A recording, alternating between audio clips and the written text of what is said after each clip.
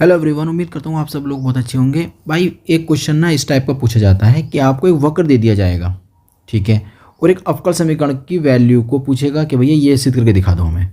बस इतना सा काम एक पेपर में मिलना है आपको, ठीक है। इस क्वेश्चन को हम लोग डिस्कस करेंगे और करेंगे दो मेथड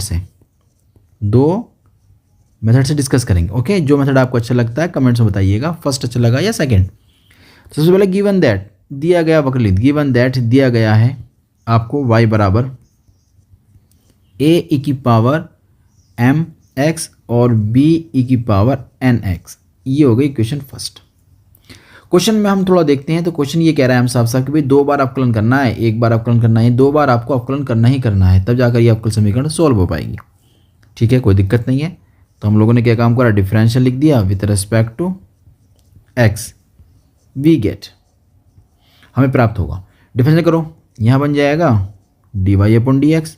अवकलन करना सबसे आता होगा, ये तो ये मेरा कांस्टेंट है, ऐसे ही आ जाएगा।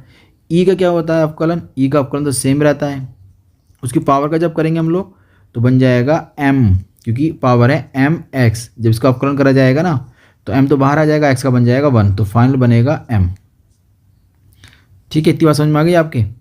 अच्छा, बात करते हैं अब इस वाले फंक्शन की। ये भी हमारा यही है, बी कांस्टेंट है, एन और ई की पावर में ऐसे आ जाएगा और एन आगे आ जाएगा, ठीक है। एक बार हमने अवकलन कर दिया, थोड़ा सा स्मार्ट लिख देते हैं, थोड़ा सा स्मार्ट करके, यानी कि ए एम ई की power M X plus B N E की पावर एन एक्स, इक्वेशन हो जाएगी सेकेंड, ठीक है। हमें एक बार अवकलन और करना है तो लिख देंगे अगेन, पुनः अवकलन करने पर, तो अगेन डिफरेंशियल पुनः अवकलन करने पर, तो ये कितना हो जाएगा बताइए, सेकेंड डेरिवेटिव यानी कि द्वितीय अवकलन गुणांक बन जाएगा।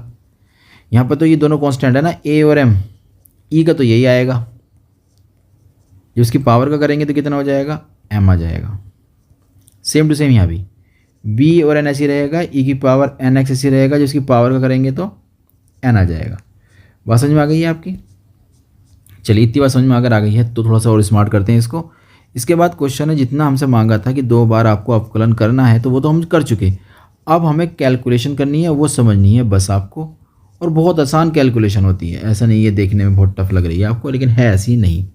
आओ समझते हैं, ठीक है। जो उसने हमें ना इक्वेशन दे रखी ना भाई, उसमें ना कांस्टेंट जो ए और बी हैं वो नहीं है। इसका मतलब क्या है कि हमें ए और बी को ख़त्म करना है, तो वो बहुत आसान है ख़त्म करना। तो कैसे करेंगे बताओ, तो मैं तरीका बता रहा हूँ आपको। आप एक कांस्टेंट पकड़ लो, कोई सा भी, चाहे ए पकड़ लो चाहे बी पकड़ लो, उसको ख़त्म करना है पहले, तो सबसे पहला काम। तो समीकरण हमारी ये है, देखो 2 दिखाई दे रही है आपको, ये इक्वेशन 2 और इक्वेशन फर्स्ट दिखाई दे रही है आपको।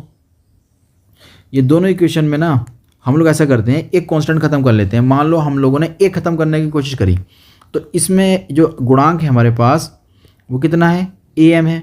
इसमें जो गुणांक है वो ए है। अगर मैं इसमें एम से मल्टीप्लाई कर दूंगा तो यहाँ एम एम आ जाएगा, तो ये दोनों सेम सेम, ये दोनों कैंसिल आउट हो जाएंगे फिर।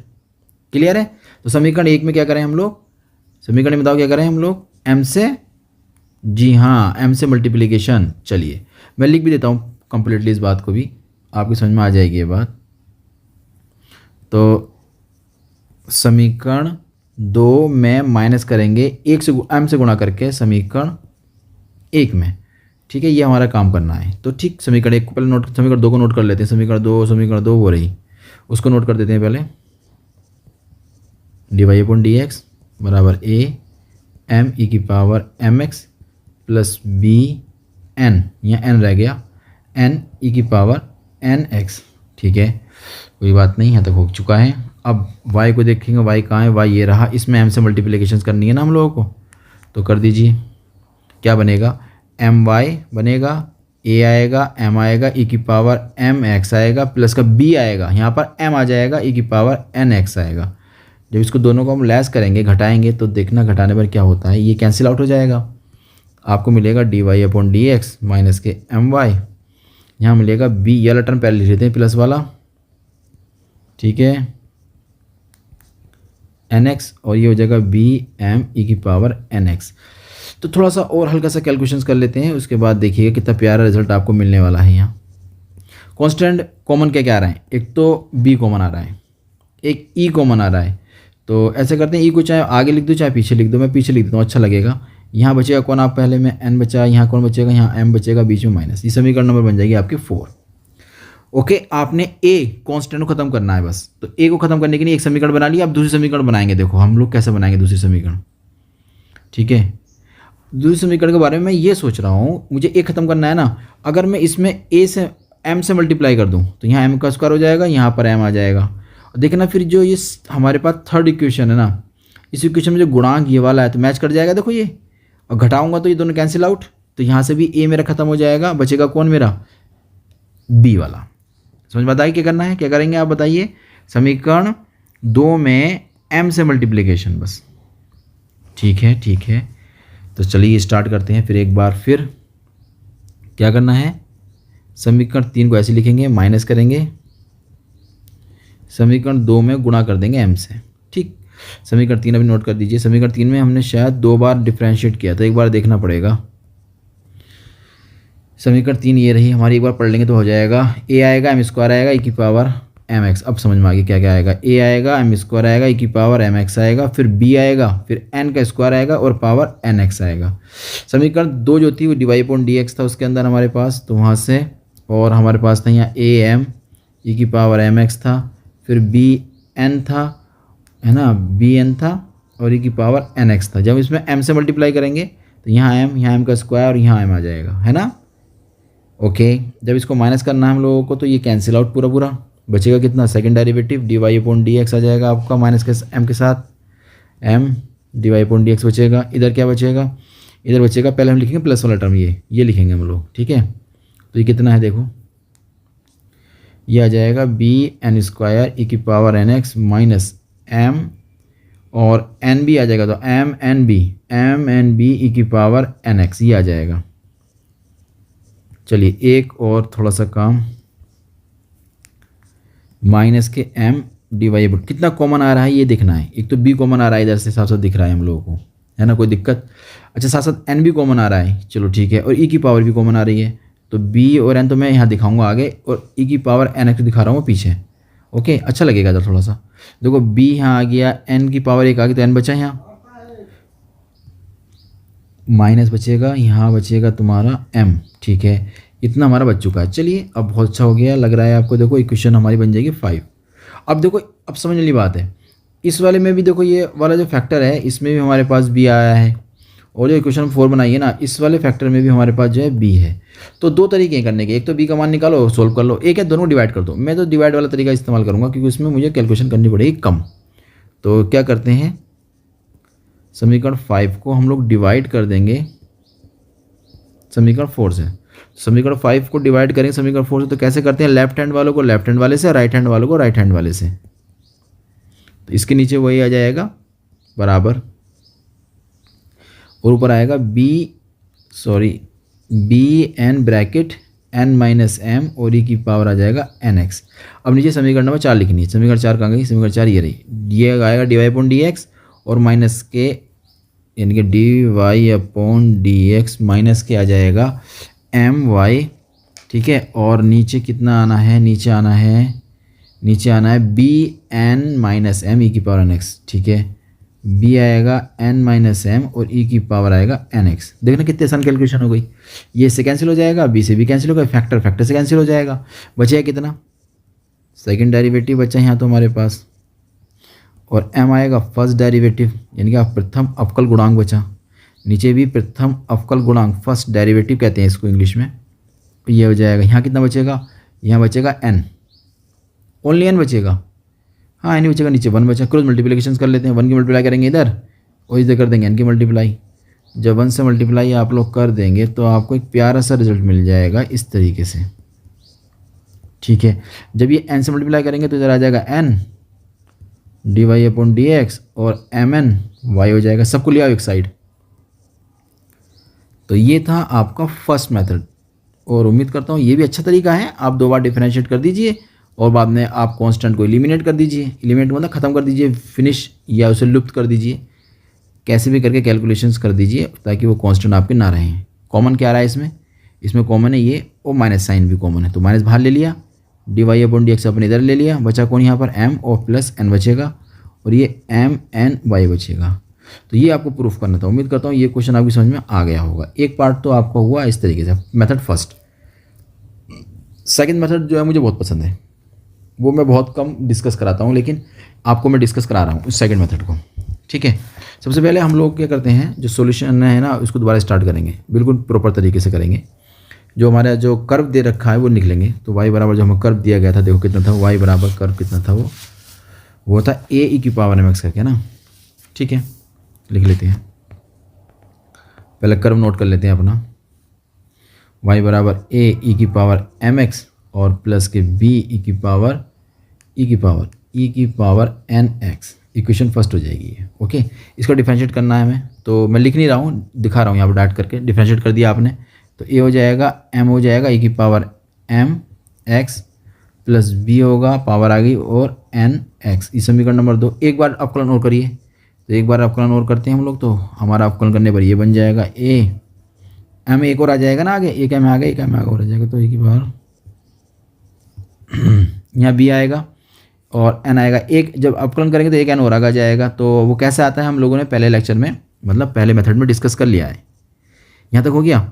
अब जैसे हमने डिफरेंशिएट कर लिया ना, तो एक छोटा सा काम और करना होता है, बस हल्का सा।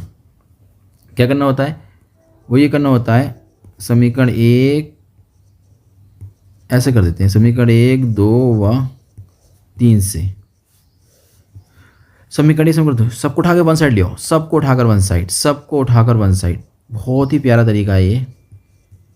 सबको लिया एक तरफ, बराबर 0 कर लिया, इसको भी लेकर उठा के 0 लेकर dy अपॉन dx माइनस के हो जाएगा a m e की पावर m x माइनस के b n e की पावर n x बराबर 0। ठीक है, थर्ड डेरिवेटिव देखो, सेकंड डेरिवेटिव माइनस के a हो जाएगा, m स्क्वायर हो जाएगा, e की पावर m x हो जाएगा, माइनस के b होगा, n स्क्वायर होगा, e की पावर हो जाएगा n x बराबर 0।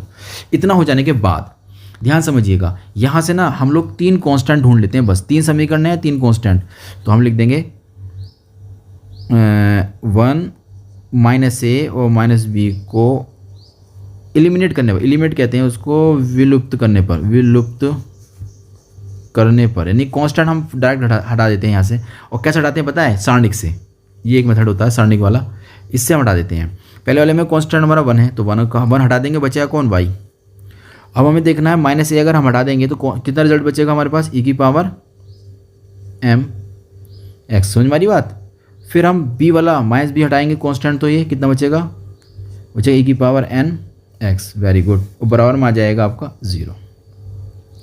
अब इस सेकंड वाले में हटाओ, यहाँ से 1 हटाएंगे तो कितना बचेगा आपके पास, dy अपॉन dx बचेगा। ठीक है, यहाँ से हटाएंगे a तो बचेगा माइनस का, माइनस बिठाएंगे ना, माइनस का और a हटाना है ना, तो बचेगा m और e की पावर m x। यहाँ बचेगा माइनस भी हट जाएगा, b भी हट जाएगा, माइनस और b दोनों हट जाएंगे, बचेगा n e की पावर n x। अब थर्ड वाले के बारे में बात करते हैं। थर्ड वाले में हम लोग देखेंगे तो यहाँ कांस्टेंट 1 मान लेते हैं ना, तो सेकंड डेरिवेटिव हमारा ऐसे ही आ जाएगा। वेरी गुड, इसमें से क्या खत्म हो जाएगा, माइनस का a तो बचेगा कौन, m स्क्वायर बचेगा, e की पावर m x बचेगा। यहाँ से माइनस का b खत्म करो, बचेगा कौन, n स्क्वायर e की पावर n x। अब इसको सॉल्व कर लो, आंसर आपका आ जाएगा। आओ समझते हैं, सॉल्व करने भी आसान है, परेशान ना होइएगा आप देखकर। देखो इस वाले कॉलम्स में कुछ कॉमन है, e की पावर टर्म कॉमन है। इस वाले में कुछ कॉमन है, e की पावर n x, e की पावर x कॉमन है, तो ये कॉमन लेकर बाहर निकाल दो, तो e की पावर m x बाहर आ गया, e की पावर n x बाहर आ गया। तो अब देखो कितना बचेगा, y बचा, यहाँ पर dy अपॉन dx बचेगा, और सेकंड डेरिवेटिव बचेगा आपका। ठीक है, अब यहाँ से अब ये चीज़ कॉमन आ जाएगी, चीज़ कॉमन आ चुकी है, तो बचेगा यहाँ 1, यहाँ से कॉमन आ चुका है, बचेगा कौन, m, और यहाँ से कॉमन आ चुका है, बचेगा m स्क्वायर। ऐसे ही यहाँ से कॉमन जब ये आ जाएगा तो बचेगा 1, यहाँ से कॉमन आ जाएगा e की पावर वाला टर्म ना, तो n, यहाँ से कॉमन आएगा तो बचेगा n स्क्वायर, और बराबर में चले रहा है 0। ये जो टर्म है ये हमारे 0 में चले गए, बात खत्म हो गई इनकी। सारणिक के सामने सिर्फ कुछ नहीं बचा, सारणिक बचा अकेला। क्या बचा है, y बचा है, dy अपॉन dx। तो उसे नीचे लिख देते हैं, क्या क्या बचा है आपके पास, y बचा है, dy अपॉन dx बचा है, और एक सेकंड डेरिवेटिव बचा है। ठीक है, और यहाँ जाएगा 1 बचेगा, m बचेगा, m का स्क्वायर, यहाँ बचेगा 1 n और n का स्क्वायर बराबर 0। ठीक है, अब ये आपके पास बच गया है। चाहो तो इसे हैंड टू हैंड यहीं खोल ही दो, और मैं तो इसे चाहूँगा तो आप यहीं पर ही खोलो इसको। ओके, और खोलने का तरीका बताऊँ मैं आपको, आप ऐसा करिएगा, इस वाले से खोलिएगा, इस वाले कॉलम के अकॉर्डिंग खोलिएगा, क्योंकि हमें dy अपॉन dx जो है ना अलग करने हैं ना सब ये, तो इसी से हम खोलेंगे अच्छा लगेगा हमें। तो ठीक है, हमने इसके अकॉर्डिंग खोल दिया, y ले लेंगे, तो तो y जब लेंगे तो आप सब जानते हैं कि y के सामने वाला तो नहीं लेते, ना इसके सामने का लेते, जो बचते हैं वही हमें नोट करने पड़ेंगे।